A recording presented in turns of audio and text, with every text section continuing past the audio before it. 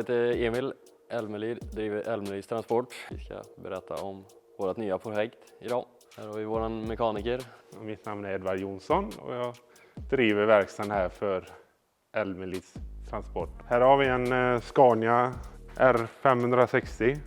Det är mitt andra projekt i åkeriet och vi kör väl i samma stug som vi gjort tidigare.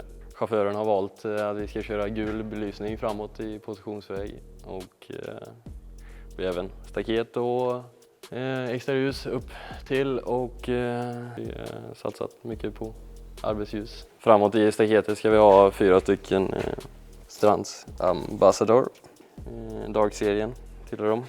Ser snygga ut och det är en bra lampa som lyser bra för oss i skogen. Så till dessa så är det ju framdraget, bara öppna fronten här.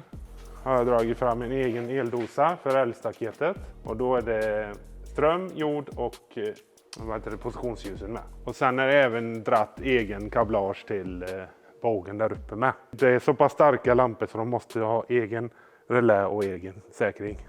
Sen blir det draget kablage eller elkablar till position där nere och under spegeln med då. Så det blir via den lådan också då.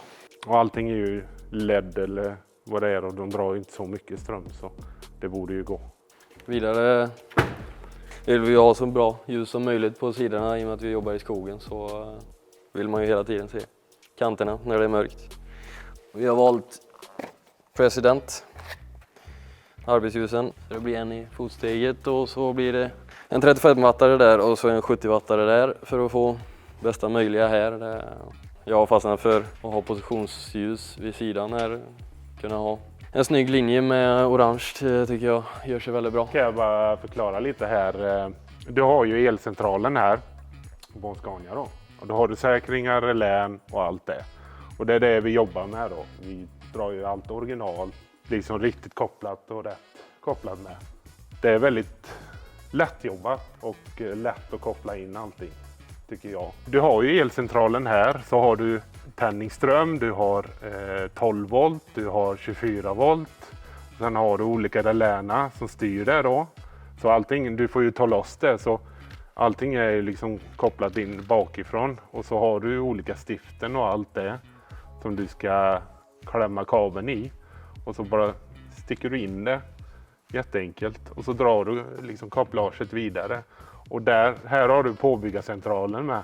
Och den, oftast är allting fördraget då. Där inne finns det flera kontakter med signaler och allt sånt också. Som jag kan koppla vidare. Så jag gör mycket jobb just här bara. Och sen över till kranen. Där vi sitter och arbetar i halva tiden. Gripen är ju det som vi använder mest. Så man vill ju hela tiden se vad man håller på med där framme. Ska vi sätta 2 Unity här. Det har ju ett skydd där så vi vill ju att den ska passa. Och denna lampan tänkte vi testa nu. Och den är ju så liten så det är ju den som får plats där. President har vi valt även här. Det blir en här och så blir det 2 Next Level längst upp.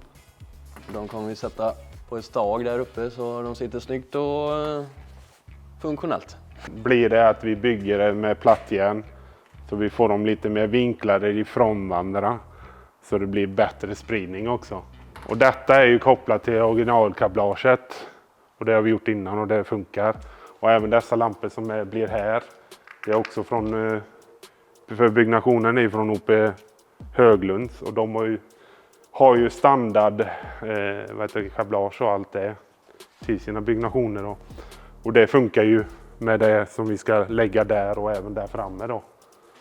Det enda jag har gjort är extra till extra ljusen där uppe då. Bakåt har vi ju även valt President här för att lysa upp släpet och även om man kör bara med bilen så vill man ju ha ett bra ljus. Sen har vi valt runda bakljus med dynamisk blinkers.